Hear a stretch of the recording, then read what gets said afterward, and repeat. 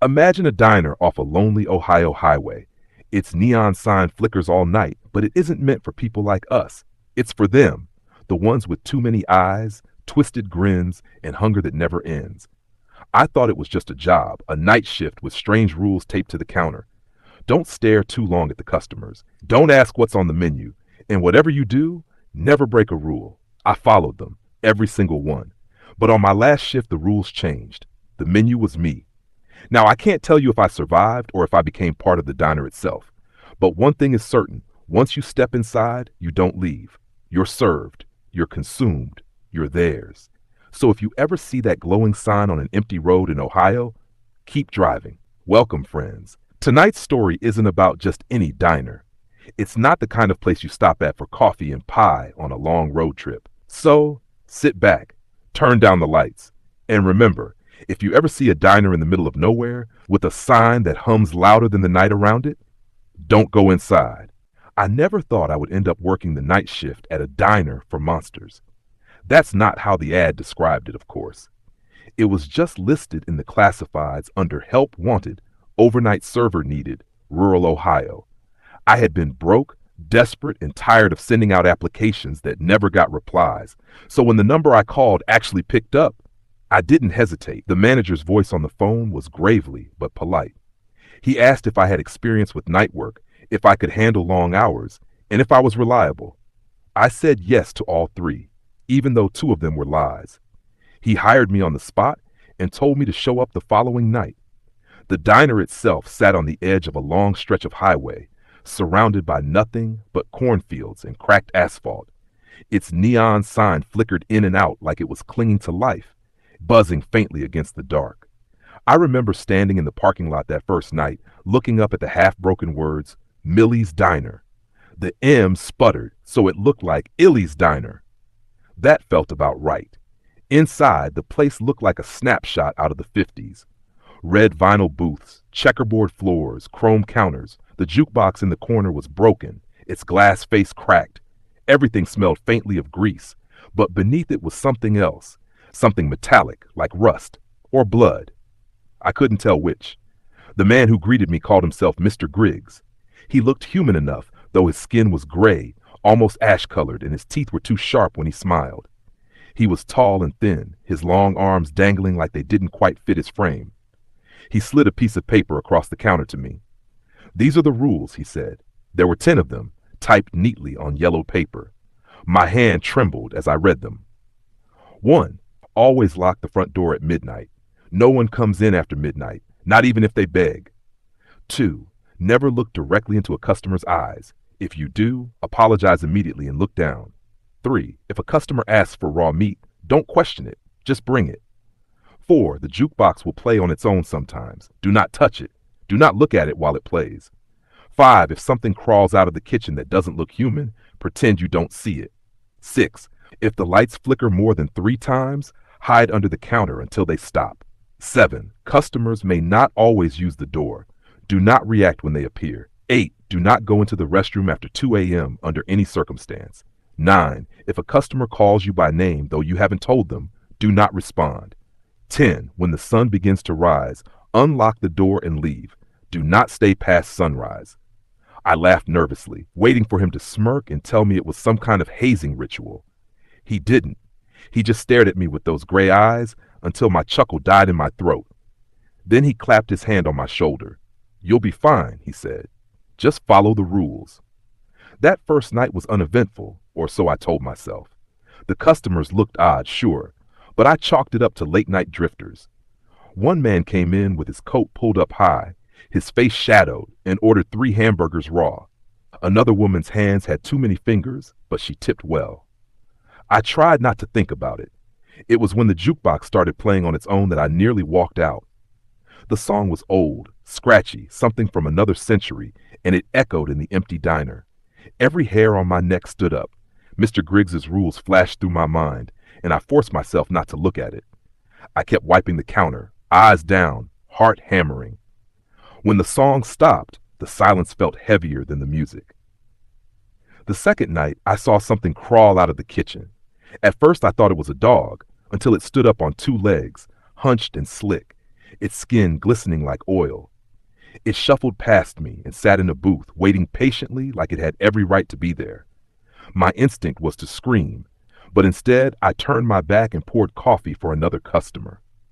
Out of the corner of my eye, I saw Mr. Griggs slide a plate of raw liver to the creature. It ate quietly, never looking up. By the third night, I realized I wasn't serving people at all. Not really. Some of them wore human shapes, but only loosely, like clothes that didn't quite fit. Their eyes glowed faintly in the dim light. Their voices were thick, guttural, or shrill like nails on glass. I kept my head down and followed the rules, but rules are easier written than lived. On my fourth night, a customer called me by name. I was refilling coffee cups when a man in a dusty coat leaned forward and said softly, "How's your mother, Daniel?" My blood ran cold. I hadn't told anyone here my name, not even Mr. Griggs. My mother had been dead for years. The urge to answer was overwhelming, like his words had hooked into my brain and pulled. I bit down on my tongue so hard I tasted blood, turned my back, and walked away. He chuckled, low and dry, like crumbling paper. I went into the kitchen to catch my breath. The cook was back there, though I'm not sure cook is the right word. His apron was stained dark, his arms too long, his eyes glowing faintly yellow as he hacked at slabs of meat that didn't look like anything from Earth. I didn't ask questions. That night, the lights flickered. Once, twice, 3 times, then a fourth. I froze, panicking.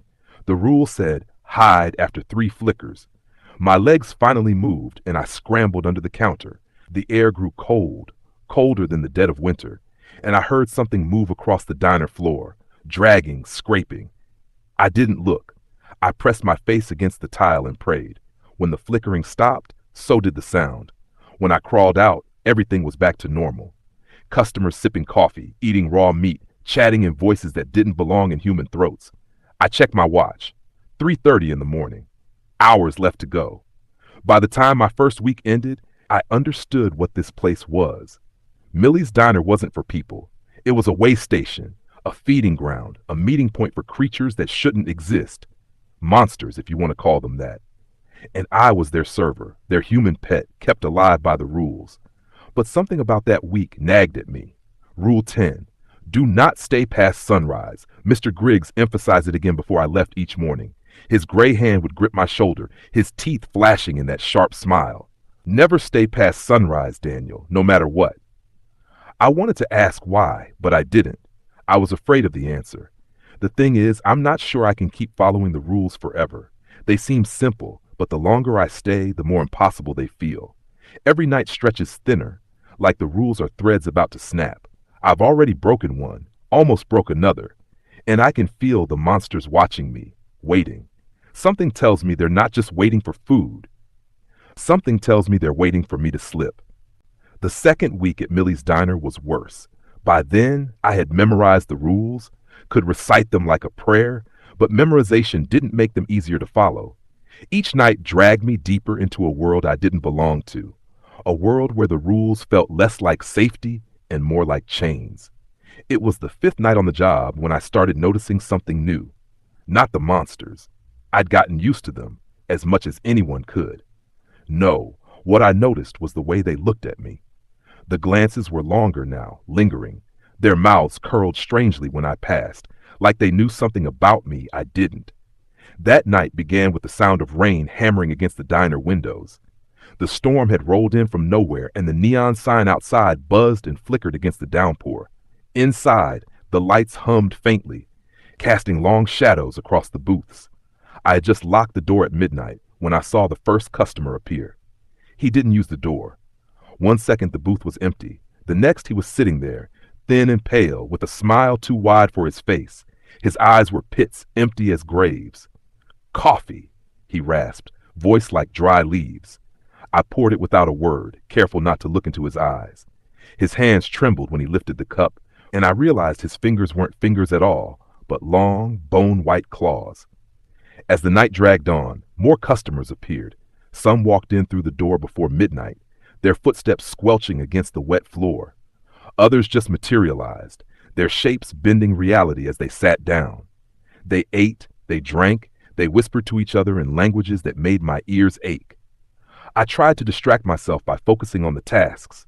Wipe the counter, refill the cups, deliver the plates of raw meat that the cook hacked from slabs I didn't recognize. Anything to keep my eyes down, my mind numb. But around 2 a.m., the restroom door creaked open. Rule number 8, do not go into the restroom after 2 a.m. I wasn't going in, but someone or something was coming out. The diner went quiet, the kind of quiet that presses down on your chest.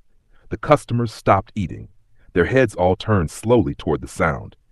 A figure stepped out of the restroom. It looked like a man, but only at first glance. His face was blurred, features shifting, like smoke caught in glass. His arms dangled too long, his skin slick with something dark. He walked past the booths, and every customer bowed their head. I gripped the counter so hard, my knuckles cracked. The figure stopped in the center of the diner. For a moment, I thought it would sit down like the others. Instead, it turned toward me, my breath caught in my throat. It didn't have eyes, but I felt its gaze, felt it crawl inside my skull, cold and heavy. My knees buckled, and I dropped the coffee pot I'd been holding. It shattered, scalding liquid splashing across my shoes. But I didn't move. I couldn't. The figure tilted its head, as if curious. Then, without a sound, it melted back into the shadows. The restroom door closed on its own, and the diner filled with whispers again. One of the customers, a woman with skin the color of bark and hair that writhed like snakes, leaned toward me. Her voice was low, almost kind. "You shouldn't stay long, little server. The diner takes what it wants." I stumbled back, heart pounding. She smiled, showing a mouth full of teeth that didn't belong in any human jaw. Then she returned to her meal as though nothing had happened. When the lights flickered a few minutes later, I didn't hesitate. I dove under the counter and pressed my face against the tile. The cold swept through the diner again, the dragging sound following. Something scraped past me, close enough that I could feel the air shift. My stomach twisted, and I clenched my fist to stop them from shaking. The flickering stopped. The sound faded. I crawled out, drenched in sweat, and forced myself to keep working. But the rest of the night, I couldn't shake the feeling that the blurred-faced man hadn't really gone back into the restroom, that he was still here, watching from somewhere I couldn't see. When the horizon finally began to glow, I unlocked the door and stepped into the gray dawn. The storm had passed, leaving the world soaked and silent. Mr. Griggs was waiting in the parking lot, leaning against a black car I had never seen him drive before. He smiled that sharp-toothed smile. "How was your night?" I wanted to scream at him, to tell him about the thing that came out of the restroom, about the customers who seemed to know me, about the rules that were breaking me down. But the words stuck in my throat. Instead, I just said, "It was fine." He chuckled and patted my shoulder. "Good, you're learning." Learning what? I didn't ask. I just got in my car and drove away. But I couldn't sleep that day. Every time I closed my eyes, I saw that blurred face shifting like smoke. I saw those eyeless sockets boring into me. I heard the woman's warning, her voice slithering into my dreams. The diner takes what it wants. That night, I considered not going back. I sat in my car outside my apartment, staring at the clock as it ticked closer to midnight. I thought about driving away, finding another job, leaving Ohio entirely. But something pulled me back. A pressure I couldn't name. A whisper at the back of my mind. By the time I realized what I was doing, I was already on the road, the diner's flickering neon sign glowing in the distance. When I stepped inside, the booths were already full, and every set of eyes turned to me. The third week felt different from the start. By then, the diner wasn't just a place I worked. It was a place that was working on me. Every night I walked through those doors, I felt less like myself and more like something else, something hollowed out. The booths were fuller now. I didn't know where they all came from, but every night, more and more creatures showed up. They crammed into the diner like it was a church, their bodies twisting, overlapping, pressing against the cracked vinyl seats. Some wore human skins like costumes, their features sliding slightly, as though they hadn't put the masks on right. Others didn't bother at all. They came as shadows with teeth, hunks of raw flesh with mouths, skeletons that clicked their jaws like laughter. And every single one of them looked at me when I entered. Griggs was nowhere to be seen that night. Usually he hovered in the background, making sure the rules were followed. But now it was just me, the cook in the back, and the crowd that shouldn't exist. The first order came quickly. A man with his jaw hanging loose like it had been broken a dozen times croaked, "Raw steak." His voice rattled, but I didn't comment. I scribbled it on my pad and slid it into the kitchen. The cook didn't say a word. He just slammed the meat on the grill. Not to cook it, but to sear it enough that the scent of blood filled the diner. When I brought it out, the man smiled with too many teeth and tore into it with a wet sound that turned my stomach. That was how the night went. Plate after plate of things I couldn't name. Coffee that smelled like rot. Bowls of something thick and red that I prayed wasn't what it looked like. Then around 1:30, the jukebox started to play.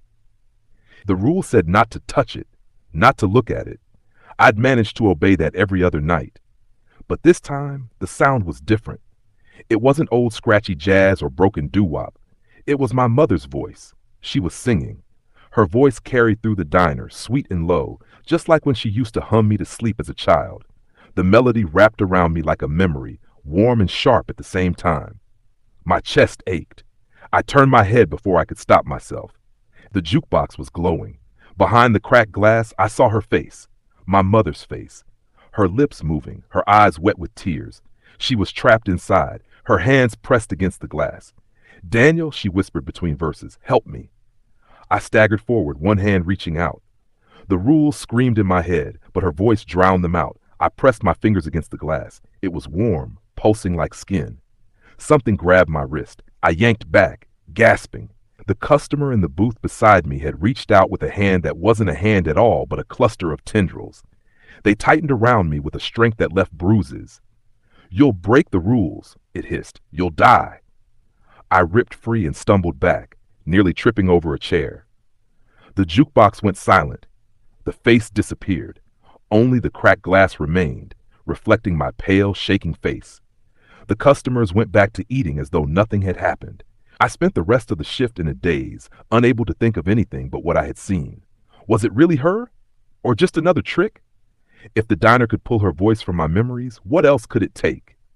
At 3, the lights flickered. Once, twice, 3 times. I slid under the counter automatically, my body moving before my brain caught up. The cold swept over me, sharper than ever, like knives against my skin. This time, though, I heard something speak. A voice, right above me, low and guttural. "Not yet," it said. "Not him. Not yet." The scraping moved away, the flickering stopped, and the diner returned to normal. But I didn't crawl out right away. I lay there, heart hammering, sweat slicking my hair, until the clock ticked past 4. When dawn finally came, I unlocked the door with shaking hands. The sunrise bled over the cornfields, pink and gold against the endless gray. I stepped outside, gulping the fresh air like I'd been drowning. And then I saw him. A man was standing by my car. Not Mr. Griggs, someone else. He was tall, dressed in a black coat, his face shadowed by the brim of a hat. "You lasted longer than the others," he said. His voice was calm, almost kind. "But the diner doesn't let go." I froze. "What do you mean?" He tilted his head. I couldn't see his eyes, but I felt them on me, heavy as stone. "You'll see." Then he turned and walked away, vanishing into the cornfields without another sound. I didn't follow. I couldn't. That day, I didn't sleep at all. Every time I closed my eyes, I saw my mother's face behind the glass, her lips forming my name. I heard the voice that whispered above me, the words I couldn't forget. "Not yet. Not him. Not yet." And for the first time, I realized the truth. The rules weren't there to protect me. They were there to keep me alive long enough. For what? I didn't know. But the diner was waiting, and I was running out of time. By the time the 4th week began, I had stopped pretending this job was temporary. Every morning I told myself I wouldn't go back, that I'd quit, pack up, and drive until the diner was nothing but a smear in my rearview mirror.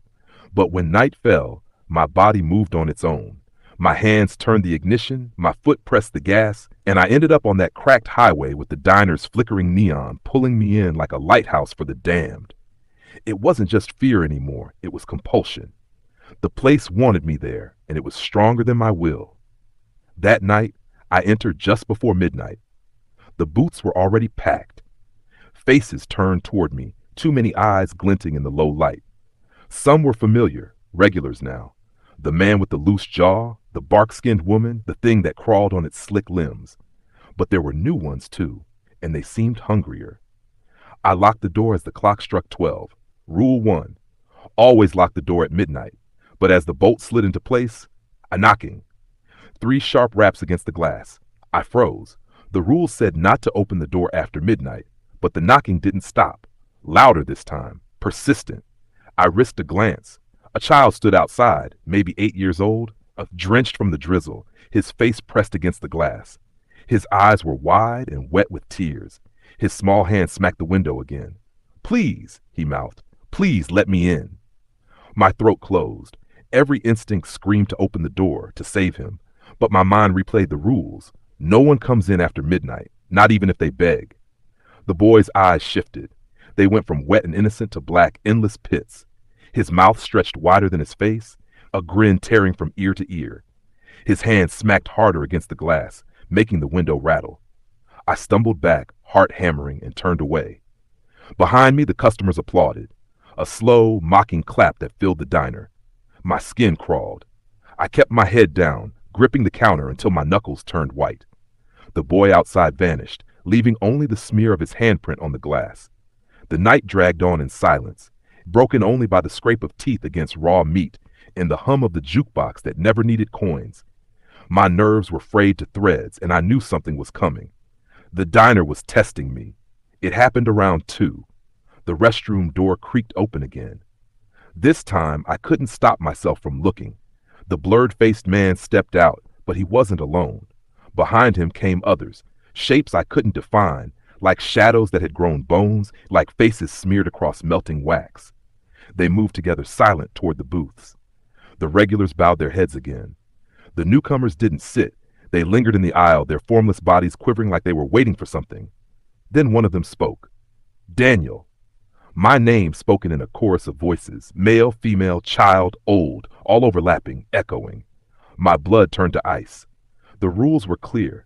If a customer calls you by name, do not respond. I clenched my teeth, staring down at the counter. But my name filled the diner, spilling from mouths that weren't mouths, from shapes that weren't solid. Daniel, Daniel, Daniel. Each repetition made my skull ache, like the word itself was being carved into my bones. My lips trembled, the urge to answer overwhelming. I bit my tongue hard, blood flooding my mouth. The voices stopped. The blurred-faced man tilted his head toward me, as if satisfied, and led the others back toward the restroom. They melted into the dark. The door closed behind them. I collapsed against the counter, gasping.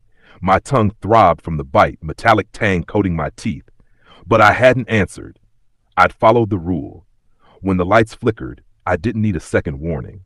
I dropped to the floor, squeezing myself into the narrow space under the counter. The cold swept over me again, but this time I felt something brush against my hair. Fingers. Long, skeletal. They lingered just a moment, stroking like a caress, before dragging away. And then a voice, whispering close to my ear. "You can't hide forever." The flickering stopped. I stayed under the counter for nearly 10 minutes, shivering, until I finally crawled out. The rest of the shift passed in a haze. I don't remember pouring coffee or delivering plates. I don't remember the faces of the customers. All I remember is waiting for the sun to rise, waiting for the rules to release me. When the first light bled into the sky, I unlocked the door and stumbled into the cool air. My car sat where I'd left it, but I wasn't alone. The man in the black coat was there again, leaning against my hood. His face was still shadowed by his hat. "You saw them tonight," he said. I swallowed hard. "Who are they?" He tilted his head. "Not who. What? They are the reason the rules exist. They are the ones waiting." "For what?" His silence was heavier than words. Finally, he said, "The diner doesn't feed them forever. Eventually, it gives them something different. Someone." My stomach twisted. Me? His mouth curved slightly. Not a smile, not a frown. Not yet. The words echoed, the same words I'd heard during the flickering. Not yet couldn't stand it. I shoved past him and got into my car. My hands shook on the steering wheel, my chest heaving. In the rearview mirror, the man was gone. That day, I didn't even try to sleep. I sat in my apartment, staring at the walls, trying to understand. The rules weren't protecting me. They were fattening me up, keeping me safe just long enough. For what? To be a sacrifice? A meal? The cook, the customers, even Mr. Griggs, they were all part of it. The diner wasn't just a place. It was alive. It was watching me. And I knew, deep in my bones that the rules wouldn't keep me safe much longer. Something was coming, something hungry. By the fifth week, the rules had begun to change. Not on paper. They were still written in the same faded ink, still nailed to the wall behind the counter. But the diner itself seemed to bend them. It was as though the rules were unraveling, one by one, and I was being dragged along with them. The night started strangely. When I pulled into the parking lot, the neon sign wasn't flickering. It glowed steady and bright, bathing the asphalt in red and green light. For the first time, the name was complete. Millie's Diner. No broken letters, no sputtering buzz. Whole, alive. Inside, the booths weren't filled with the usual regulars. Instead, the diner was empty. The silence was thick, pressing against my ears. Even the smell of grease and blood was gone. I should have left. Every nerve screamed at me to turn and run. But I couldn't. My body moved forward as though strings pulled me toward the counter. The rules glared at me from the wall, but something about them was off. I leaned closer. The words had changed. Rule 1 no longer read, "Always lock the front door at midnight." Now it said, "Let them in when they knock." Rule 2, never look directly into a customer's eyes. Now it read, "Look closely, see them for what they are." Every line was different, opposite, corrupted. My pulse hammered in my throat. I blinked, rubbed my eyes, but the words didn't change back. A sound broke the silence, knocking, 3 sharp raps against the glass. I froze, dread crawling over my skin. I turned slowly toward the door. It was my mother. She stood outside in the drizzle, her face pale but familiar, her hand pressed against the glass. Tears streaked down her cheeks. Her lips moved. "Danny, please, let me in." My body shook. The real rules screamed in my head. No one comes in after midnight. But the new ones, the ones on the wall, said the opposite. Let them in when they knock. My hand twitched toward the lock. I wanted to believe it was her, that she'd somehow found me, that the diner had let her through. But deep down I knew it wasn't her. It was never her. I backed away from the door, shaking my head. Her expression changed. The tears vanished, replaced by that wide, black-eyed grin. Her face warped, stretching, melting, until it was no longer my mother's at all, but something raw and gaping, pounding its fists against the glass. The whole diner rattled with the force. I bolted for the counter, ducking behind it, clutching my head. The pounding stopped. When I dared peek up, the door was empty. Only a smear of something dark was left on the glass, dripping down the pane. The booths were full now. I hadn't seen them arrive, hadn't heard the door, but they were there, watching me. All of them. The regulars, the new ones, the blurred-faced man, the bark-skinned woman. Their heads turned in unison, eyes burning holes into me. The jukebox lit up. It played no music this time. Instead, it crackled with voices. My voice. Hundreds of them, layered and echoing, screaming, crying, laughing. My own words twisted back at me. Things I had said, things I hadn't. Coffee? Raw steak? You'll be fine. And beneath them, one clear voice. You belong to us. The lights flickered. Once, twice. 3 times. 4. The diner went black. I dove under the counter, but the darkness was different now. It wasn't just the absence of light. It was alive, crawling over me, seeping into my skin. My chest clenched, my breath catching as though the dark itself was choking me. Then I felt them. Hands, dozens of them, reaching from the shadows, cold and skeletal, tugging at my arms, my legs, my hair. They pulled with terrible patience, dragging me toward the open aisle, and the whispers rose again. Not yet. The hands loosened. The darkness lifted. The lights buzzed back on, leaving me sprawled on the floor, trembling. The customers were still watching, but now some of them were smiling. I staggered to my feet, gripping the counter for balance. My vision blurred. My heart wouldn't slow. When dawn finally came, I stumbled out of the diner like a drunk. The sunrise was a dull smear across the horizon, weak and gray. My car waited in the lot, but so did he. The man in the black coat. He stood beside my car, his hat shadowing his face. "They're almost ready," he said. I shook my head. My voice cracked. "What do they want from me?" He stepped closer. I saw his mouth this time, pale and thin. "They want what the diner always gives them, a sacrifice." The word slammed into me, heavy and final. "No," I whispered. "No, I followed the rules. I've done everything." "That's why you're still alive." My legs nearly buckled. "How much longer?" The man tilted his head. "Until the diner decides you've served enough." I staggered back, shaking. There has to be a way out. His silence was the only answer. Then he stepped into the cornfields, vanishing once again. I collapsed against my car, sobbing, bile rising in my throat. My reflection in the window caught my eye, and for a second I didn't recognize myself. My face looked paler, my eyes darker, my skin thinner. The diner wasn't just feeding them, it was feeding on me. And I knew my time was almost up. The final night arrived like a weight pressing down on my chest. I had been working at the diner for what felt like an eternity, though in reality it had only been weeks. Each shift bled into the next until time itself seemed to unravel. I didn't know if I had survived this long out of blind luck, sheer stubbornness, or the monster's twisted amusement. The rules had guided me, saved me, and scarred me all at once. But the last shift, the one that would decide whether I would leave or be consumed, had come. The neon sign outside flickered as I approached, casting broken red light across the asphalt. It hummed faintly like an insect caught in a glass jar. The bell above the door chimed softly when I pushed it open, though this time the sound wasn't hollow. It carried a sharpness that pierced my bones. I stepped inside and immediately I knew something was wrong. The diner was silent. Not the usual tense quiet filled with unseen breathing and shifting shapes, but an empty, graveyard quiet. The booths were deserted, the air stagnant. Even the shadows that normally curled in the corners seemed absent. I stood frozen in the doorway, unsure if I should enter. Then on the counter, I noticed the rule book. It had changed. The cover was blacker, almost pulsing, like it was alive. I picked it up with trembling hands. The rules inside had rearranged themselves, sentences crossed out, words smeared into jagged lines. Only one rule remained visible, scrawled across the page in thick, dripping ink. Tonight you must serve yourself. I dropped the book as if it burned me. The diner lights flickered violently, and when they steadied, I was no longer alone. Every booth was filled. Shapes sat in the seats, monsters I had served before, and others I had only caught glimpses of lurking in mirrors or crouched behind the counter. They were all here now. The eyeless man with skin like melted wax, the woman with the grin that reached her ears, the skeletal figure whose bones scraped as it moved, and countless others, their bodies impossible to describe, some crawling, some writhing, some staring with too many eyes. The diner brimmed with them, the air heavy with their collective hunger, and they were all looking at me. The jukebox in the corner sputtered to life on its own, crackling out a warped, haunting melody. The monsters tapped claws and bony fingers against the tables in rhythm, as though waiting for the night's entertainment. I staggered backward, searching for the kitchen door, but it was gone. In its place was a dark hallway stretching into endless black.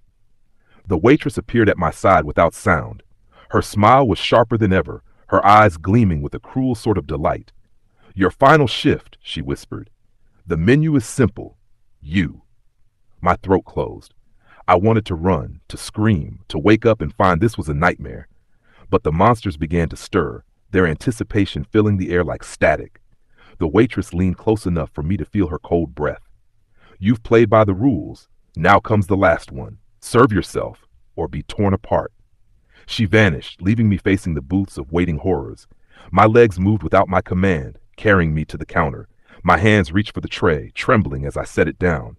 The silverware gleamed sharper than knives had any right to be. A plate sat empty in the center.